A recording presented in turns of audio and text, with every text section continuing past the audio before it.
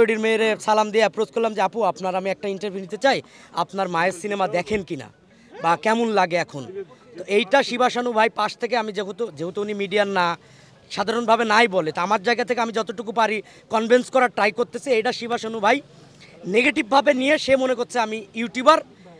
আমাকে উনি প্রশ্ন করলে আপনি কি উনি চেনেন, ওনার ব্যাকগ্রাউন্ড জানেন? আমি বললাম যে উনি ময়ূরীর মেয়ে, ময়ূরী আপার মেয়ে, আমি ওনাকে চিনি এবং চিনে জানেই জিজ্ঞেস করতে। আমি বললাম যে আমি খবরের কাগজ মেইন স্ট্রিমে একটা পত্রিকায় চাকরি করি, আমি সাংবাদিক, অনেক দিন ধরে কাজ করতেছি। সে আমার কথা না শুনি, একটা কথায় দুইটা কথায় সে তখন আমাকে ধাক্কা দিয়ে পুরো শিল্পী সমিতির বারান্দায় বের করে দিচ্ছে। পুরো ভিডিও ফুটেজ আপনারা দেখছেন, আমি তাকে বোঝানোর চেষ্টা করছি। আমি যতটুকু দেখছি সে মনে হচ্ছে যে মদ্যপান অবস্থায় ছিল। এবং একটা সময় যাই যখন জয় চৌধুরী এই মারামারিটার বাই গ্যাঞ্জামেটার সূত্রপাত সে উস্কাই দিছে। সে যখন বলছে ধর, একটা খারাপ ভাষা ব্যবহার করে বলছে ধর, সাংবাদিকদের এইভাবে একটা উচ্চারণ করছে, যেটা আমি বললাম না সেন্সার কারণে, খুব বাজে একটা ভাষা ইউজ করছে। তারপরেই সবাই এলোমেলোভাবে তখন চেয়ার থেকে শুরু করে এই যে গাছের ডালপালা দিয়ে মানে একবারে পশুর মতো সাংবাদিকদের পেটানো হয়েছে। আমার অনেক সহকর্মী, আমাদের ডিওপি, খবরের কাগজের ডিওপি, তার 8টা সেলাই লাগছে, সে এখন ঢাকা মেডিকেলে ভর্তি আছে।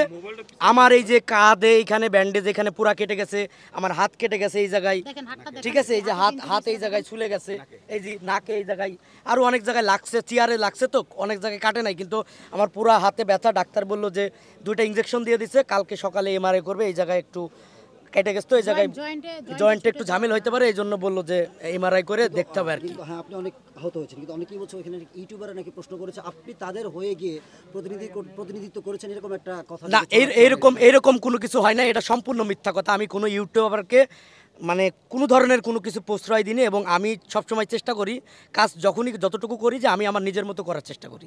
এবং আমি প্রশ্ন এতটুকু বুঝি যে আসলে কাকে কোন প্রশ্ন করতে হয় এবং কতটুকু বাইন্ডিংস দিতে হয়। এবং আমি যদি কাউকে কোনোভাবে প্রশ্ন করি, সেটা আমার তার সাথে আগে থাকতে একটা কথা হয় যে আমি এই ধরনের প্রশ্ন করতে পারি।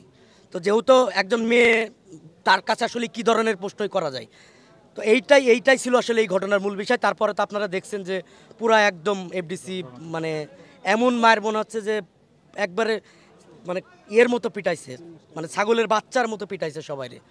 আমি ছাড়াও আরও অনেক বাংলা ভিশনের একজন ডিওপি, তারপরে দেশ টিভি চ্যানেল 24 এক ভাই, তারে মারছে। এবং নিউজ 24 ক্যামেরা ভাই আমারে যখন একটু বাধা দেয়, ওনার নাম আরিফিন ভাই, উনি আমাকে সেভ করতে গিয়ে উনিও নিজে মার খেয়েছে এবং ওনাকে প্রচণ্ড লাঞ্ছনা করা হয়েছে। কিন্তু আপনি এসে দেখলাম ওইখানে বসে কথা বলছিলেন অনেকের সাথে, যাদের হাতে আঘাত পেয়ে আপনি ওখানে এসে কি কথা বলছিলেন? ওখানে না, ওখানে আমার অফিসে একটা মিউচুয়াল করার চেষ্টা, না, যেহেতু আমি একটা, কিন্তু আসলে গণমাধ্যম এটা চাইবে না কেউ। যেহেতু আমি একটা প্রতিষ্ঠানে কাজ করি, আমি আমার নিজস্ব একটা কমিউনিটি আছে, আমার বড় ভাই আছে, তারা যেটা বলবে আসলে আমি তো চাইলে সব কিছু হবে না। যেহেতু একটা ঘটনা ঘটে গেছে, আমি চাই এটার একটা সুষ্ঠু বিচার হোক। আমার অফিস আছে, আমার অফিসের অনেক সহকর্মী আসছে আমার সাথে, এবং আমার বসও আসছে, আবার আমার অনেক বড় ভাই আমাকে ফোন দিয়েছিল, তারাও আছে। তো তারা যে সিদ্ধান্তটা নেয় আমাকে এখন তো সেটাই মানতে হবে। আপনাকে যে ইউটিউবার প্রমাণের একটা অপচেষ্টা, এটা নিয়ে কি বলবেন? এখন খবরের কাগজ একটা দেশের মেইন স্ট্রিম একটা পত্রিকা, যদি কেউ ইউটিউবার বলে আমি জায়গায় কাজ করি, তাহলে তার আমি কিছু বলতে পারবো না। কিন্তু এটা ইউটিউবার বলছে এই অর্থে যে ইউটিউবার বলে যে এফডিসিতে ইউটিউবার ঢোকা নিষেধ, এরকম কিছু একটা বলে আসলে মানে এখন আমি এফডিসির গেটের পাতা থেকে শুরু করে আমাকে চিনে, আমি দীর্ঘ 8 বছর এই জায়গায় আসতেছি, প্রত্যেকটা সিকিউরিটি থেকে শুরু করে এখানে যারা কেয়ারটেকার, পিয়ন, সবাই আমার নামটা এবং আমার চেহারাটা চেনে। এবং গেটে অন্য সময় অনেক ধরনের রেস্ট্রিক্টেড লাগে, কিন্তু আমি যদি আসি আমার কোনো রেস্ট্রিক্টেড লাগে না, কারণ জানে যে এই ছেলেটা দীর্ঘদিন ধরে আসতেছে। 5 দফার দাবি দেওয়া হয়েছে, কিন্তু আপনার নিজের দাবি কি? আপনি অফিস বা সবকিছু ভুলে গিয়ে আপনি আজ গণমাধ্যম কর্মী, আপনার কি চাও আসলে এটা নিয়ে?